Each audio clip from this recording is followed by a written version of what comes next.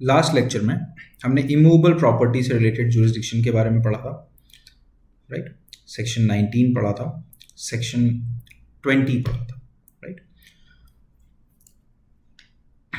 अब हम समझते हैं, तो बेसिकली वो एक तरह के टेरिटोरियल जुरिस्डिक्शन की बात हम कर रहे थे, जहाँ पे हमने बेसिकली सेक्शन 16 to 19 की जब हम बात करते हैं तो इमूवेबल प्रॉपर्टी से रिलेटेड टेरिटोरियल जुरिस्डिक्शन की बात इनमें है।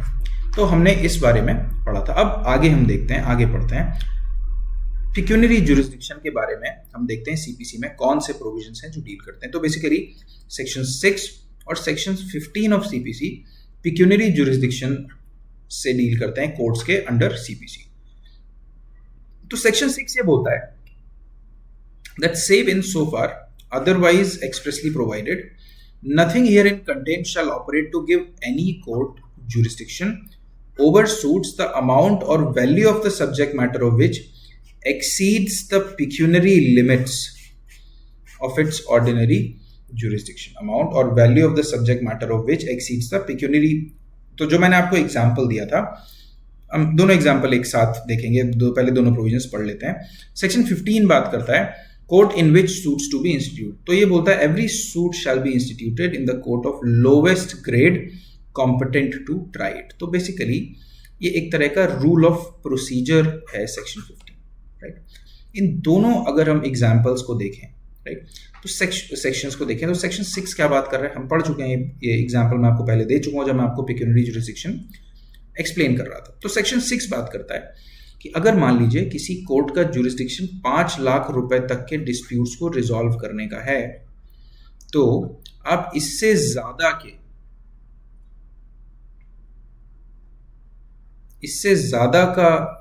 जो डिस्प्यूट्स हैं, इससे ज्यादा के अमाउंट के जो डिस्प्यूट्स हैं, आप उसको उस कोर्ट के पास नहीं ले जा सकते। वो कोर्ट इन मैटर्स को ट्राई नहीं कर सकता। अगर कोर्ट ऐसा करता है, जुरिस्डिक्शन ना होने के बावजूद केस में डिसीजन या जजमेंट दे देता है, तो वो जजमेंट या डिसीजन क्या होगा?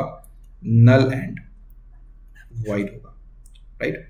इसी तरीके से सेक्शन 15 ये बात कर रहा है। सेक्शन 15 ये बोलता है कि मान लीजिए जैसे अगर हम कोर्ट्स की बात करें तो स्मॉल कॉजेस कोर्ट्स, राइट, फिर सिविल जज, जूनियर डिवीजन, देन सिविल जज, सीनियर डिवीजन, राइट, फिर district court, then high court. तो इतने तरह के सिविल कोर्ट्स हैं, राइट।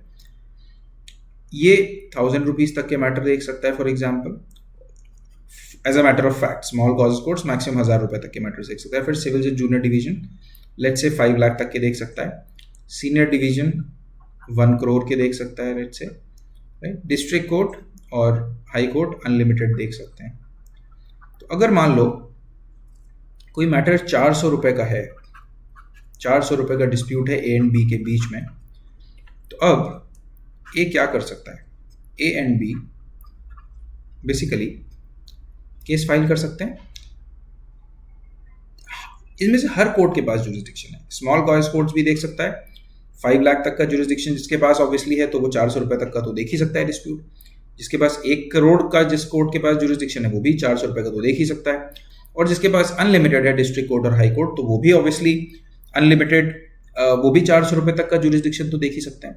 तो अगर सेक्शन 15 नहीं होता तो कोई भी जो पार्टी थी, जो ये ए है, जो अग्रीव्ड था कि बी उसे 400 रुपए नहीं दे रहा है, तो वो सीधा हाई कोर्ट में ही केस फाइल कर देता, राइट। स्मॉल कॉज कोर्ट्स में जाता ही नहीं।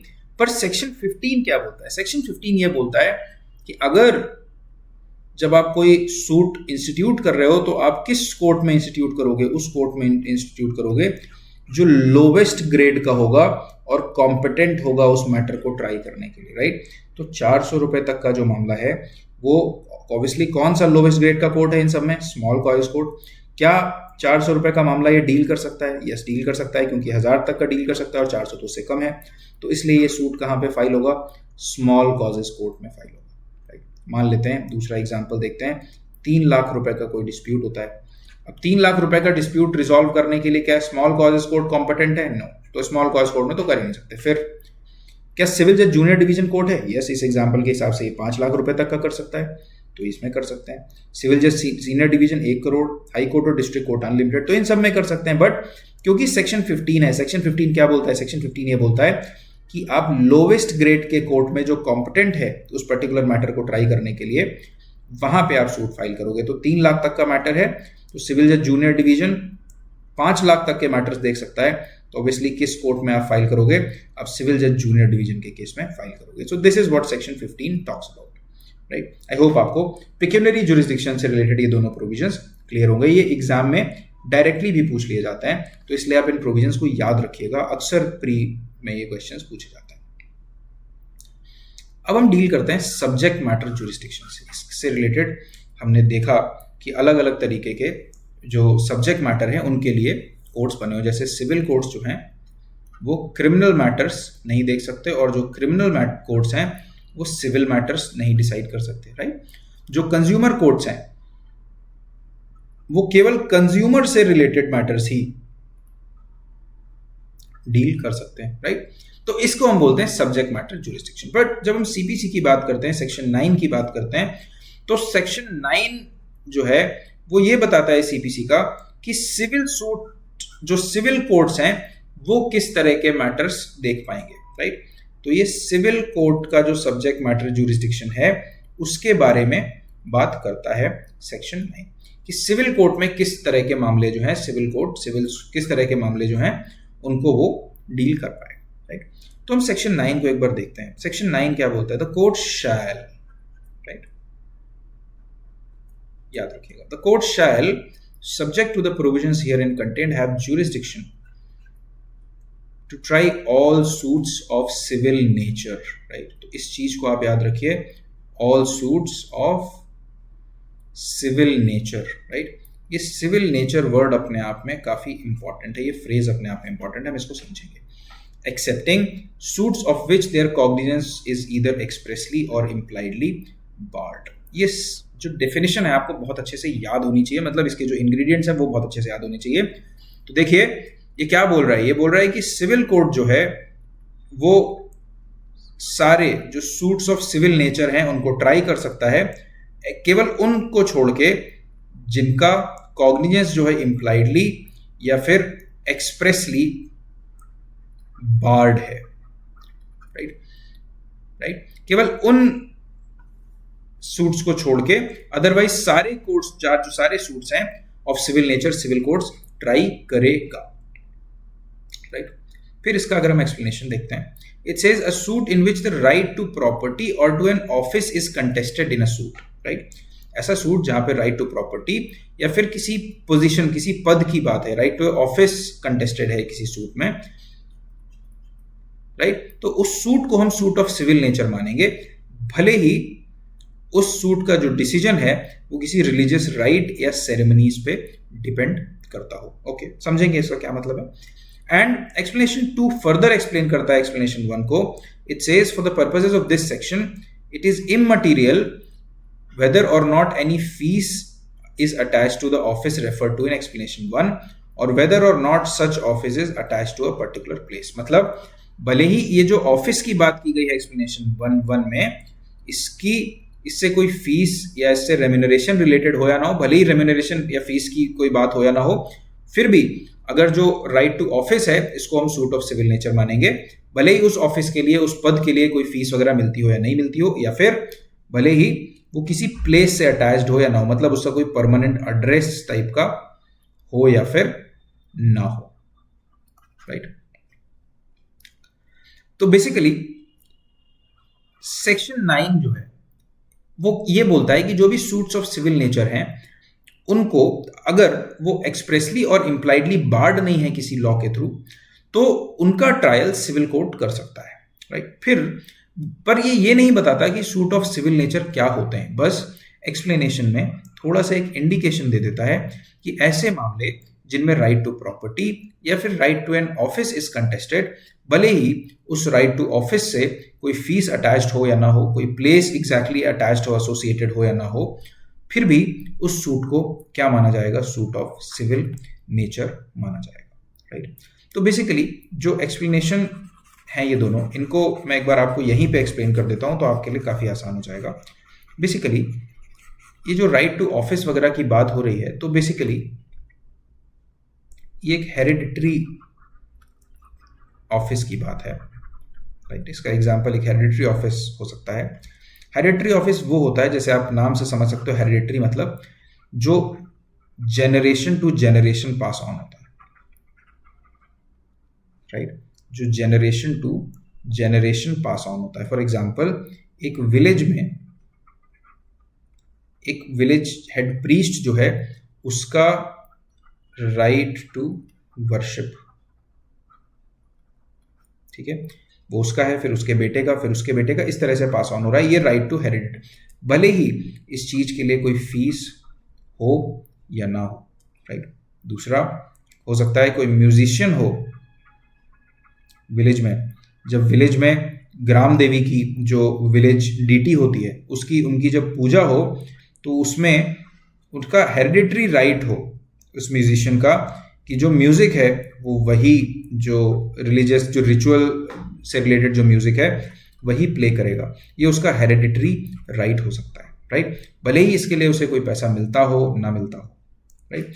तो इस तरह के जो राइट्स हैं, इस तरह के राइट्स अगर कंटेस्ट किए गए हैं, अगर इस जो प्रीस्ट को अगर कोई मना करता है, कोई उसको अलाउ नहीं करता राइट टू वर्शिप के लिए, राइट, तो उसके लिए वो चैलेंज कर सकता है इस चीज को सिविल कोर्ट में, और ये सूट ऑफ सिविल नेचर माना जाएगा, भले ही ये पूरी तरह से रिलीजियस इन नेचर है। ये बात सेक्शन 9 एक्सप्लेन करता है। पर इसमें एक चीज हमें याद रखनी होगी कि ये जो राइट है, राइट, ये जो राइट्स हैं ये एक क्लियर कस्टम के थ्रू स्टैब्लिश होने चाहिए, राइट। ये एक क्लियर कस्टम के थ्रू स्टैब्लिश होने चाहिए। ये क्लियर होना चाहिए कि कस्टम जो है उस कस्टम के थ्रू ये राइट्स एस्टैब्लिश किए गए हैं, राइट। फिर उसके बाद अब हम आगे बढ़ते हैं। तो सेक्शन 9 बेसिकली किस तरह का प्रोविजन है? सेक्शन 9 एक डिक्लेरेटरी प्रोविजन है, और मैं आपको बता दूं section 9 pre and mains and interview तीनों के लिए बहुत ही ज्यादा इंपॉर्टेंट प्रोविजन है।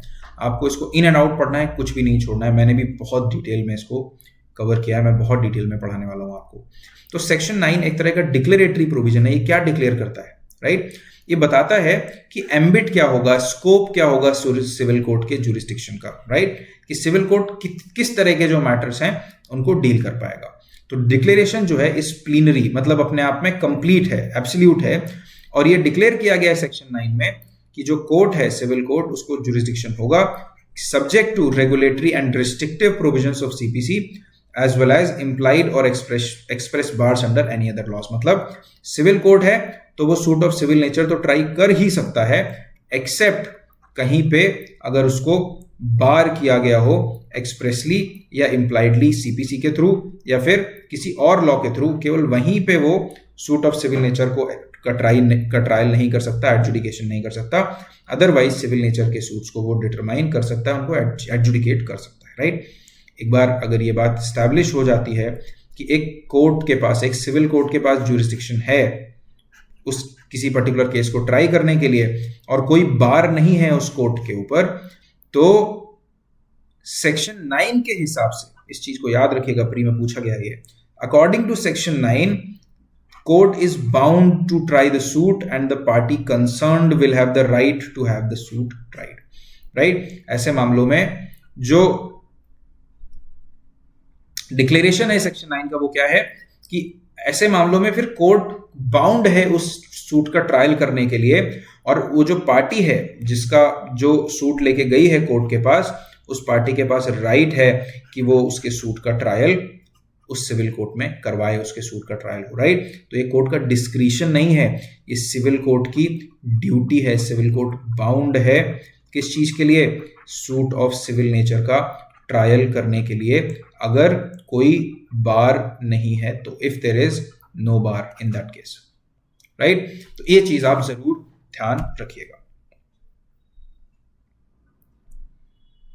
Abdul Gafoor versus state of Uttarakhand में सुप्रीम कोर्ट ने बोला कि सिविल कोर्ट्स के पास इनहेरेंट जुरिस्डिक्शन होता है to try all kinds of civil disputes unless such jurisdiction is barred, right. तो इनहेरेंट जुरिस्डिक्शन है सिविल कोर्ट के पास कि अगर सिविल नेचर के डिस्प्यूट्स हैं तो वो उनका ट्रायल कर सके।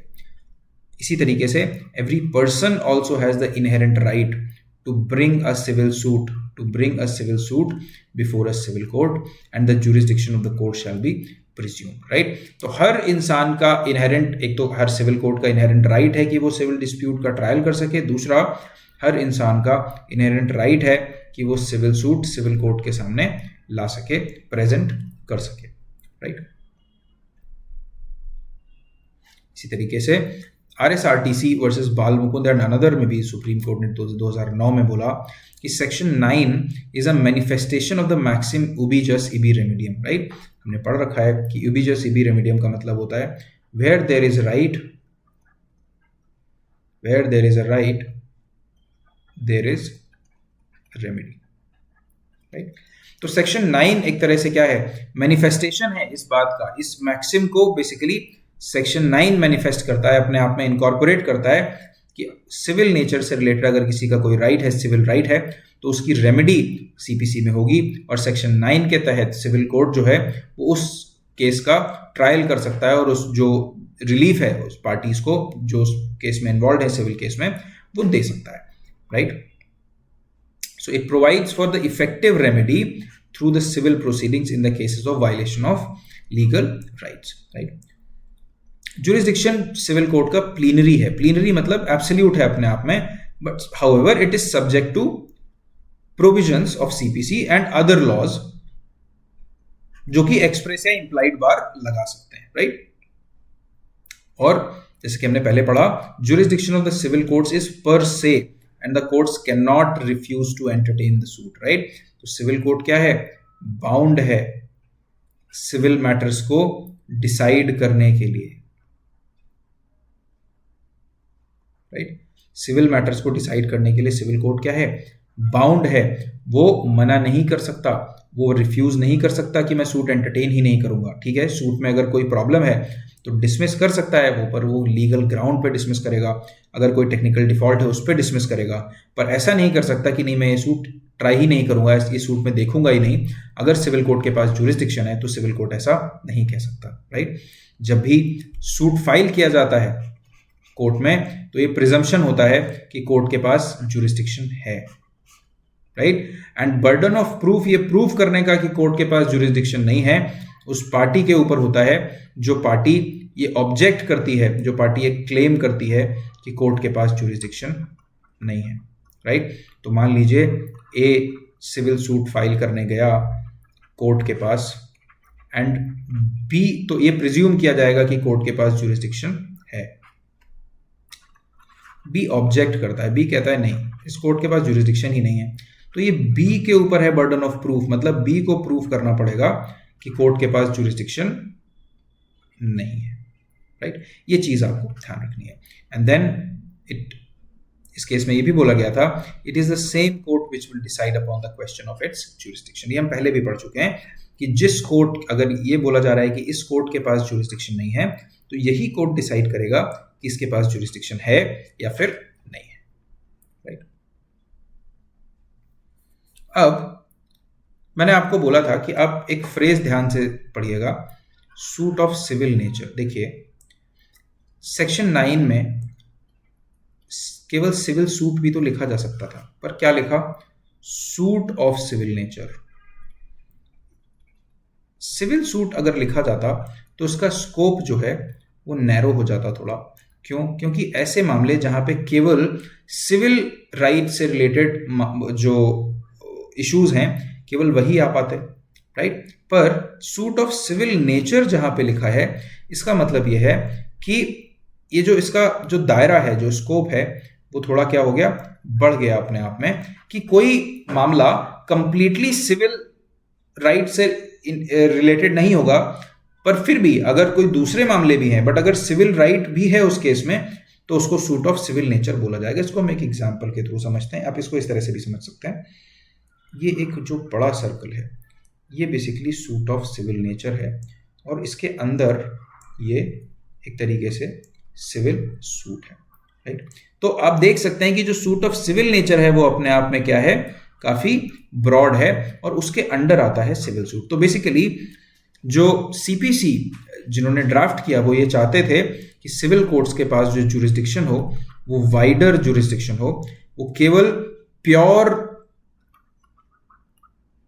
सिविल सूट ही नहीं, सिविल सूट के साथ साथ अगर कुछ एडिशनल इश्यूज भी हैं तो उन चीज़ों से रिलेटेड जो केस है उसको भी डिसाइड कर सके, उसको भी एडजुडिकेट कर सके, राइट। इसलिए टर्म यूज किया गया suit of civil nature, right.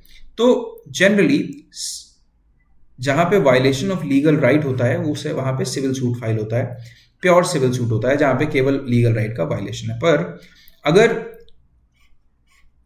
Civil और लीगल राइट्स दोनों इन्वॉल्व हैं, अगर सिविल और लीगल राइट्स दोनों इन्वॉल्व हैं तो उस केस में क्या हो सकता है, उस केस में सिविल लीगल राइट्स इन्वॉल्व हैं और उसके अलावा और भी इश्यूज हैं, कुछ रिलीजियस इश्यूज हैं, कुछ सोशल इश्यूज हैं। तो ये बेसिकली, पर जो सिविल राइट्स हैं वो क्या हो गए, वो प्रीडोमिनेंट है, मेनली सिविल राइट्स से रिलेटेड मामला है, बट देन उससे रिलेटेड कुछ सोशल इश्यूज भी इन्वॉल्व हैं किसी पर्टिकुलर केस में। इसके एग्जांपल्स अभी हम बहुत सारे एग्जांपल्स करने वाले हैं। तो उस मामले में क्या हुआ, that is not a pure civil suit, right. वो किस तरह का सूट हो गया, वो हो गया सूट ऑफ सिविल नेचर। तो जो सिविल कोर्ट्स हैं वो सूट ऑफ सिविल नेचर का भी ट्रायल कर सकते हैं, सेक्शन 9 ये बात बोलता है।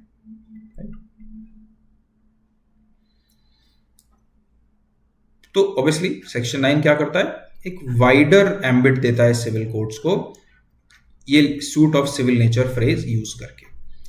तो इसलिए राइट, अब जो वर्ड शैल यूज हुआ है सेक्शन 9 में वो ये मैंडेटरी करता है सिविल कोर्ट्स को कि उनको अपना जुरिस्डिक्शन एक्सरसाइज करना पड़ेगा अगर बाकी कंडीशंस फुलफिल हो गई हैं और कोई बार नहीं है, राइट। और सेक्शन 9 कहीं भी suits of civil nature define नहीं करता है, बस ये क्लैरिफाई करता है कि क्या होगा suit of civil nature, right, by 2 explanations के थ्रू, जो एक्सप्लेनेशंस मैंने आपको एक्सप्लेन करी है पहले, राइट। अब अगर हम एग्जाम्पल्स देखें, ये एग्जाम्पल्स मैंने इसलिए इतने सारे यहाँ पे लिखे हुए हैं क्योंकि इनसे डायरेक्टली प्री में क्वेश्चन आ जाता है, राइट। तो right to take out religious procession, religious जो कुछ प्रोसेशंस होते हैं, जैसे कांवड़ यात्रा निकलती है, राइट, पश्चिम उत्तर प्रदेश में, तो वो क्या है, एक तरह का रिलीजियस प्रोसेशन है। मुहर्रम में जो जुलूस निकलता है वो एक तरह का रिलीजियस प्रोसेशन है। तो इसको निकालने का अधिकार, क्या अगर इस राइट से कोई छेड़छाड़ कर रहा है तो क्या ये सूट ऑफ सिविल नेचर है, तो यस, इसको सूट ऑफ सिविल नेचर माना जाता है। क्यों, क्योंकि आर्टिकल 25 ऑफ कॉन्स्टिट्यूशन ही राइट टू रिलीजियस फ्रीडम की बात करता है, जिसके एम्बिट में ये आएगा। राइट टू वर्शिप भी सूट ऑफ सिविल नेचर है, अगेन आर्टिकल 25 के एम्बिट में ये आएगा। हमारा पूजा करने का अधिकार हमारा फंडामेंटल राइट है और इसको कोई हमसे छीन नहीं सकता, right. Right to vote, vote करने का अधिकार भी हमें कानून देता है, रिप्रेजेंटेशन ऑफ पीपल एक्ट देता है, राइट। इस बात में बहस जरूर हो सकती है कि ये कॉन्स्टिट्यूशनल राइट है या लीगल राइट है, बट देन ये राइट, ये जो सूट है ये सूट ऑफ सिविल नेचर है कि अगर वो कॉन्स्टिट्यूशन राइट है या फिर लीगल राइट है, दोनों ही केसेस में वो सूट ऑफ सिविल नेचर होगा। राइट टू पर्दा नशीन लेडी टू ऑब्जर्व और नॉट टू ऑब्जर्व पर्दा। तो बेसिकली पर्दा नशीन लेडी वो होती है जो कस्टम्स के कारण पब्लिक के सामने अपीयर नहीं होती, राइट। तो उसका पर्दा करने का या ना पर्दा करने का अधिकार सूट ऑफ सिविल नेचर है। अगर कोई उसको, उस राइट को इन्फ्रिंज करता है, उस राइट के साथ, उस अधिकार के साथ छेड़खानी करता है, तो उस केस में उसके पास कोर्ट जाके suit of civil nature file करने का एक राइट है। फिर suit for claiming contribution for holding religious festivals, right. तो ये कोई सूट ऑफ सिविल नेचर नहीं है, राइट। आप अगर किसी से चंदा मांगने जा रहे हो, आप किसी से कंट्रीब्यूशन मांगने जा रहे हो कि भाई मुझे 500 रुपए दे दो, हम ये पूजा करने वाले हैं, राइट। सामने वाले ने अगर मना कर दिया, उसने रिफ्यूज कर दिया, तो आपके पास ये अधिकार थोड़ी है कि आप उसके अगेंस्ट सूट फाइल कर सको। उसका राइट है कि वो आपको वो पैसे दे या नहीं दे। तो ये जो है ये सूट ऑफ सिविल नेचर नहीं कहलाएगा, राइट। पर हाँ, अगर किसी इंसान ने आपको प्रॉमिस कर दिया है कि वो आपको इतने पैसे देगा, 5 लाख रुपए देगा, और उस बेसिस पे आपने क्या किया, उस बेसिस पे आपने पूरा प्रोग्राम ऑर्गेनाइज कराने के लिए सारे टेंडर्स दे दिए, सब कुछ कर दिया, सारे केटरर्स से बात कर ली, और फिर वो इंसान अगर मना कर देता है कि नहीं अब मैं पैसे नहीं दूंगा, तो फिर वो एस्टॉपेल उसके अगेंस्ट अप्लाई होगा। एस्टॉपेल क्या होता है? एस्टॉपेल का मतलब होता है कि a person is stopped from going back on his words. मतलब अगर किसी इंसान ने कोई प्रॉमिस कर दिया, कोई वादा कर दिया और उस बेसिस पे सामने वाले इंसान ने कोई एक्ट कर दिया, राइट, तो अब ये जो इंसान जिसने प्रॉमिस किया था वो वापस उसको वो प्रॉमिस फिर फुलफिल करना ही पड़ेगा, राइट। अगर ऐसा कुछ है तब ये सूट ऑफ सिविल नेचर होगा। अदरवाइज जस्ट बिकॉज कि आपसे कोई चंदा मांगना चाह रहा है, आपसे कोई ये बोल रहा है कि नहीं मुझे पैसे चाहिए, मुझे ये प्रोग्राम करवाना है, और आप नहीं देते हो, तो वो आपके अगेंस्ट सूट फाइल नहीं कर सकता। This is not a suit of civil nature, right. एक हिंदू वाइफ के थ्रू परपेचुअल इंजंक्शन लेने का अधिकार हस्बैंड के अगेंस्ट, उसे प्रिवेंट करने के लिए कि वो सेकंड मैरिज ना कर पाए, राइट, ये सूट ऑफ सिविल नेचर है, राइट। पर परपेचुअल इंजंक्शन ऐसे केस में ग्रांट नहीं किया जाता। क्यों? क्योंकि ऑल्टरनेटिव रेमेडीज अवेलेबल है, राइट।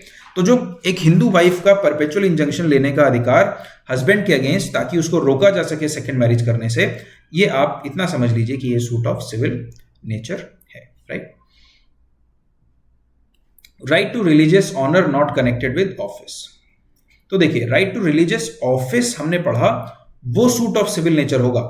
पर अगर कोई रिलीजियस ऑनर की जस्ट बात है, राइट, कि किसी पर्टिकुलर रिचुअल या किसी के थ्रू आप एक इंसान जो है वो ये बोलता है कि नहीं मैं एंटाइटल्ड हूं, मेरे सामने ये रिचुअल होना चाहिए, मुझे ये ऑनर मिलना चाहिए, पर उसका किसी ऑफिस से कोई लेना देना नहीं है, तो फिर वो सूट ऑफ सिविल नेचर नहीं है। आपको ये ध्यान रखना है, राइट ऑफ रिलीजियस ऑफिस जो है वो क्या होगा? वो सूट ऑफ सिविल नेचर होगा, जैसा कि सेक्शन 9 के एक्सप्लेनेशन में बताया गया। फिर wrongful expulsion of a person from a club. तो अब अगर क्लब कोई ऐसा नॉर्मली कुछ लोगों ने मिलके वॉलंटरी एसोसिएशन बना लिया है, तो उससे 10 लोग जो हैं वो ये डिसाइड करते हैं कि नहीं अब हम इस इंसान को क्लब में नहीं रखेंगे, तो ये अपने आप में कोई सूट ऑफ सिविल नेचर नहीं होगा, राइट। पर अगर क्लब ऐसा है कि उसमें लीगल राइट्स हैं, उसमें पेमेंट ऑफ फीस है, काफी सारी सब्सक्रिप्शन फीस लगती है, राइट, तो उस केस में उसका जब पूरा फॉर्मल स्ट्रक्चर है, तो तब अगर एक्सपल्शन होगा तो फिर वो वायलेशन ऑफ लीगल राइट होगा और सूट क्या माना जाएगा? सूट ऑफ सिविल नेचर माना जाएगा, राइट। आप इसको नॉर्मली समझ सकते हो कि भाई 10 लोगों का ग्रुप है, वो अपने आप को उन्होंने कोई क्लब नाम रख रखा है, उनको ठीक नहीं लगा, उन्होंने एक इंसान को एक्सपेल कर दिया, तो अब ये इंसान थोड़ी जा सकता है कि नहीं मुझे आप इसको वापस कोर्ट के पास रेमेडी मांगने की, नहीं मुझे वापस इस क्लब में जाना है और आप मुझे वापस इसमें ऑर्डर करो इनको कि मुझे ले लें, राइट। पर अगर कोई क्लब ऐसा है जिसमें प्रॉपर फीस है, अच्छी खासी फीस पे करनी पड़ती है, रूल्स हैं, रेगुलेशंस हैं, राइट, तो उस केस में अगर कोई किसी को आप एक्सपेल करते हो, उस क्लब से कोई इंसान एक्सपेल किया जाता है, देन वो क्या होगा? वो सूट ऑफ सिविल नेचर की कैटेगरी में आएगा। Suit for arrears of rent, जो बकाया रेंट है, राइट, किसी जो लैंडलॉर्ड है वो टेनेंट से मांग सकता है, ये suit of civil nature, obviously उसका राइट है, लीगल राइट है कि वो रेंट क्लेम करे। Suit for right to dower, महर क्या होता है? जब एक मुस्लिम मैरिज में एक जो हस्बैंड होता है वो वाइफ को एक फिक्स्ड अमाउंट प्रॉमिस करता है, उसको महर कहते हैं। तो वाइफ का इस अमाउंट को रिकवर करने का अधिकार जो है वो भी सूट ऑफ सिविल नेचर है। राइट टू डिसेंट बरियल, किसी इंसान को प्रॉपरली दफनाया जाए उसकी मृत्यु के बाद, उसकी डेथ के बाद, तो ये भी आर्टिकल 21 में सुप्रीम कोर्ट ने जजमेंट्स दिए हैं जहां पे ये बोला है कि राइट टू डिसेंट बरियल और right to decent last rites is part of right to life under article 21। तो ये भी किसी व्यक्ति को सम्मानजनक तरीके से उसको दफनाने का अधिकार भी क्या है? वो भी सिविल नेचर का सूट है। Right to divorce, obviously law अधिकार देता है आपको डिवोर्स लेने का, ये भी सूट ऑफ सिविल नेचर है। Right to hold religious office, हम पढ़ चुके हैं, ये सूट ऑफ सिविल नेचर है। एक्सप्लेनेशन 1 ऑफ सेक्शन 9 इसके बारे में बात करता है। Suit for specific performance of contracts, तो obviously specific performance of contract के बारे में स्पेसिफिक रिलीफ एक्ट का सेक्शन 10 बात करता है। तो इसलिए ये भी क्या होगा? एक लॉ ये राइट दे रहा है, तो ऑब्वियसली ये लीगल राइट है, और अगर इसका स्पेसिफिक परफॉर्मेंस ऑफ कॉन्ट्रैक्ट के लिए कोई सूट फाइल कर रहा है तो वो सूट ऑफ सिविल नेचर है। राइट, ठीक है। Suit for specific relief, again suit of civil nature. Suit for restitution of conjugal rights और dissolution of marriage. Dissolution of marriage मतलब डिवोर्स, तो वो तो हम देख चुके हैं कि अलग अलग लॉज जो हैं वो अधिकार देते हैं लोगों को डिवोर्स लेने का। उसी तरीके से रेस्टिट्यूशन ऑफ कंज्यूगल राइट्स का क्या मतलब होता है? कोर्ट ऑर्डर करता है उन दो लोगों को जो अलग अलग रह रहे होते हैं, जो मैरिड होते हैं, एक साथ रहने के लिए, उसको रेस्टिट्यूशन ऑफ कंज्यूगल राइट्स कहते हैं। तो अगर हम हिंदू मैरिज एक्ट की बात करें तो वहां पे स्पेसिफिकली ये राइट दिया हुआ है, तो ये राइट भी एक सूट ऑफ सिविल नेचर कहलाएगा। फिर suits for rent, for accounts etcetera, rent लेने के लिए अकाउंट्स, प्रॉपर अकाउंट्स आप शो करो। मान लीजिए आप पार्टनर हो किसी फर्म में, एक पार्टनर दूसरे पार्टनर को बोलता है कि जो कुछ भी फर्म में चल रहा है मुझे इसके अकाउंट्स देखने हैं, तो ऑब्वियसली दूसरे पार्टनर की ये ड्यूटी है कि वो उसको अकाउंट शो करें पार्टनरशिप एक्ट के हिसाब से, राइट। तो अगर वो नहीं शो करता है तो वो भी, तो एक जो इंसान, जो दूसरा पार्टनर है, जो अग्रीव पार्टनर है, वो सूट फाइल कर सकता है सिविल कोर्ट में, और ये सूट ऑफ सिविल नेचर कहलाएगा। उसी तरीके से suit for dissolution of partnership भी सूट ऑफ सिविल नेचर है। Suit for rights of franchise, मतलब वोट डालने का अधिकार जो है वो क्या है, वो भी सूट ऑफ सिविल नेचर है। ये हम पढ़ चुके हैं कि suit for rights to hereditary offices, ये भी क्या है, सूट ऑफ सिविल नेचर होता है। फिर उसके बाद suits challenging the validity of the x communication, right. X communication का मतलब क्या होता है, एक कास्ट से उस इंसान को निकाल देना, राइट। और वो कास्ट से निकलने के बाद वो अलग अलग चीज़ों के लिए अगर उसको प्रॉब्लम हो रही है, जैसे पानी के लिए उसको मना किया है कि कोई वेल से आप पानी नहीं ले सकते, राइट। आप जो मार्केट है वहाँ से वेजिटेबल्स या बाकी जो राशन है वो नहीं ले सकते। ऐसे केसेस में ये केवल कास्ट का मामला नहीं है, ये उस इंसान के राइट टू लाइफ का भी मामला है, क्योंकि अगर वो पानी नहीं पिएगा, अगर वो खाना नहीं खाएगा, राशन नहीं मिलेगा, तो ही विल डाई।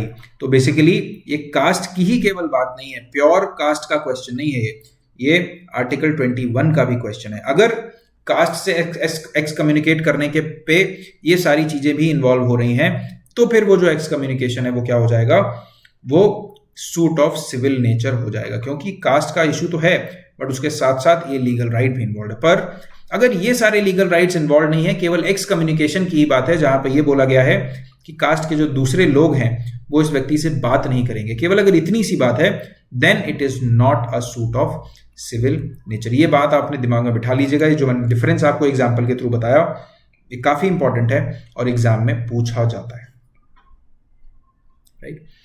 फिर उसके बाद a suit to declare the election of a candidate contrary to law, suit of civil nature है। Section 81 of representation of people act में हाई कोर्ट में इलेक्शन पिटिशन फाइल होती है इस मामले में, राइट।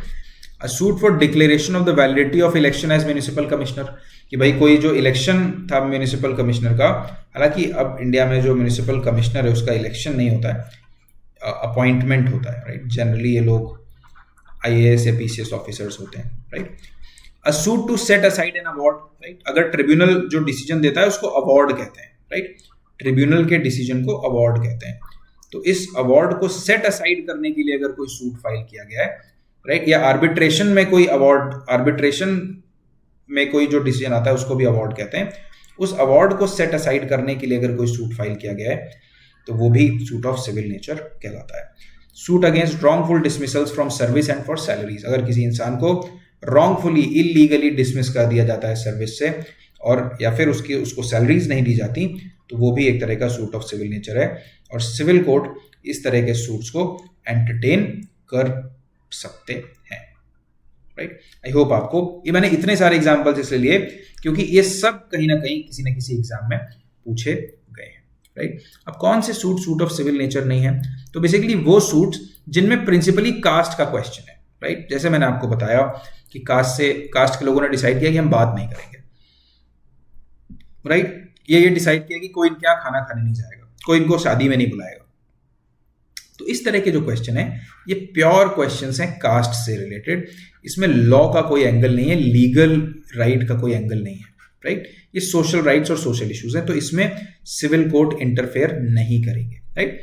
हाँ, मैंने आपको जैसे बताया, अगर एक्स कम्युनिकेशन करने के कारण ये हो गया है कि नहीं ये पानी नहीं ले सकता, राशन नहीं ले सकता, तो वहां पे उस इंसान के लीगल राइट्स इन्फ्रिंज हो रहे हैं, ऐसे मामलों में वो सूट ऑफ सिविल नेचर हो जाएगा, राइट। अब suit for recovery of voluntary payments और ऑफरिंग्स, राइट।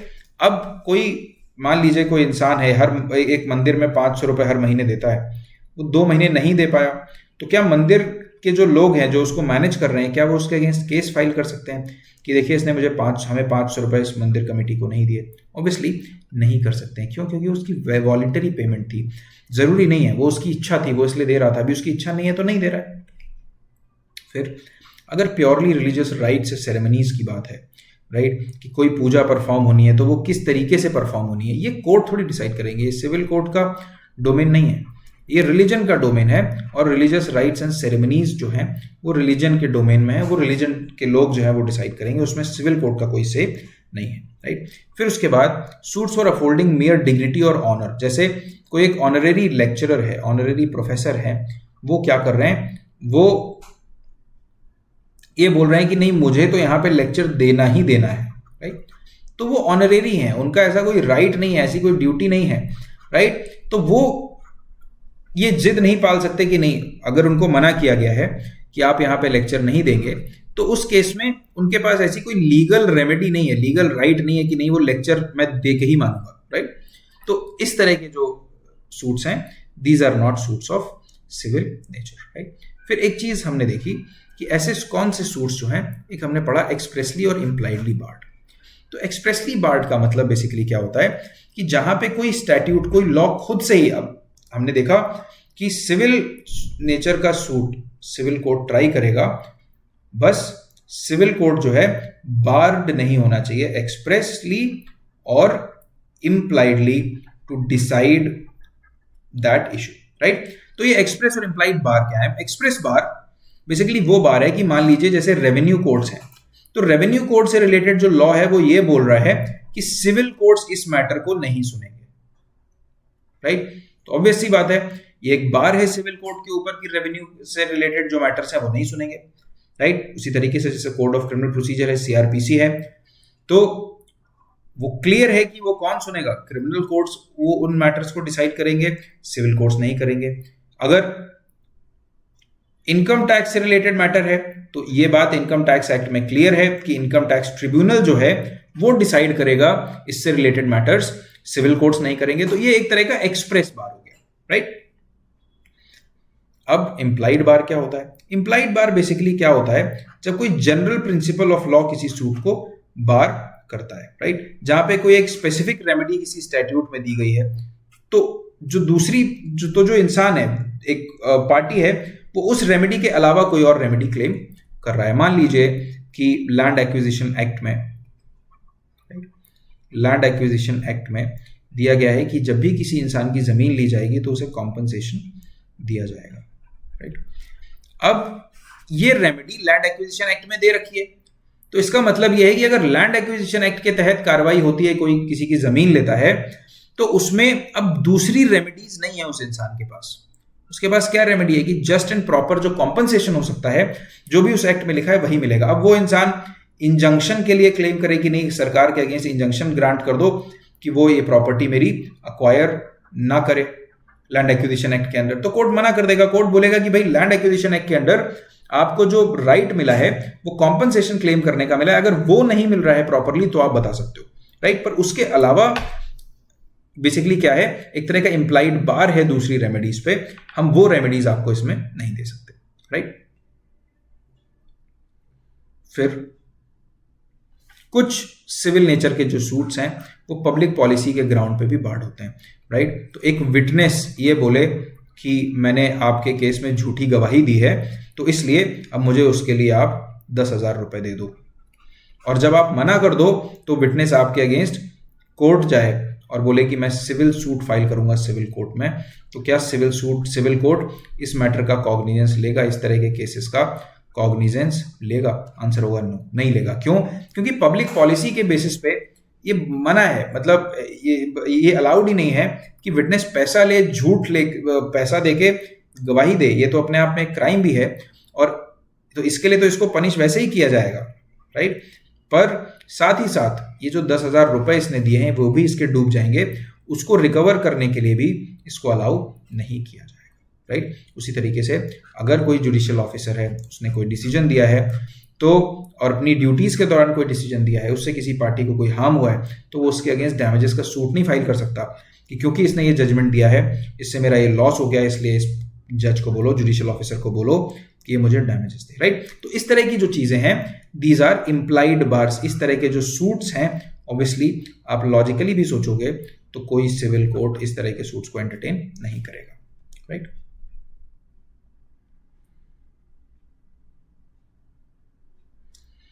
फिर हम कुछ रूल्स ऑफ इंटरप्रिटेशन देख लेते हैं, पहले भी हम पढ़ चुके हैं ये वैसे भी। अगर क्वेश्चन ये है कि किसी सिविल कोर्ट को जुरिस्डिक्शन है किसी सूट को एंटरटेन करने का, या फिर वो जुरिस्डिक्शन बार्ड है, तो प्रिजम्पशन ये होगा कि उसे जुरिस्डिक्शन है, जब तक इस प्रिजम्पशन को डिस्प्रूव नहीं कर दिया जाता या रिबट नहीं कर दिया जाता एक उस पार्टी के थ्रू जो पार्टी ये ऑब्जेक्शन रेज कर रही है कि हमारे पास ये राइट नहीं, कि इस कोर्ट के पास जुरिस्डिक्शन नहीं है।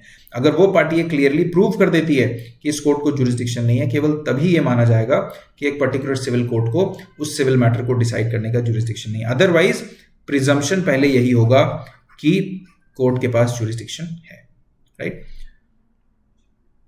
तो इसलिए अगर एक्सप्रेस प्रोविजन है किसी स्टैट्यूट में तो आप मान सकते हो, या फिर नेसेसरी इंप्लीकेशन से ये क्लियर हो रहा है कि इस पर्टिकुलर मामले में सिविल कोर्ट का जुरिस्डिक्शन तो नहीं हो सकता, केवल ऐसे ही मामलों में सिविल कोर्ट का जुरिस्डिक्शन बार्ड होगा। अदरवाइज सिविल कोर्ट के पास बहुत वाइड पावर्स हैं सिविल सूट्स को ट्राई करने की। ये धूला भाई versus state of Madhya Pradesh में एक लैंडमार्क जजमेंट है जिसमें ये बात कही गई थी। अब इंटरप्रिटेशन की बात आती है कि कोई अगर लॉ है जो सिविल कोर्ट का जुरिस्डिक्शन को कंप्लीटली आउस्ट कर रहा है, वो बोल रहा है कि नहीं सिविल कोर्ट के पास जुरिस्डिक्शन नहीं होगा, तो उसका स्ट्रिक्ट इंटरप्रिटेशन होना चाहिए, उसका लिबरल इंटरप्रिटेशन नहीं होना चाहिए। मतलब उस लॉ को बिल्कुल लिटरल सेंस में इंटरप्रेट करना चाहिए, ठीक है। अगर वो क्लियरली ये नहीं बोल रहा है कि ये जुरिस्डिक्शन बार्ड है सिविल कोर्ट का, या फिर बाय नेसेसरी इंप्लीकेशन ये क्लियर नहीं हो रहा है कि जुरिस्डिक्शन बार्ड है सिविल कोर्ट का, तो ये माना जाएगा। अगर डाउट है कि जुरिस्डिक्शन है या नहीं है, तो हमेशा ये अजम्पशन होगा, ये प्रिजम्पशन होगा कि कोर्ट के पास जुरिस्डिक्शन है। क्यों? क्योंकि सिविल कोर्ट्स के पास इनहेरेंट जुरिस्डिक्शन होता है सिविल नेचर के मामलों को ट्राई करने का।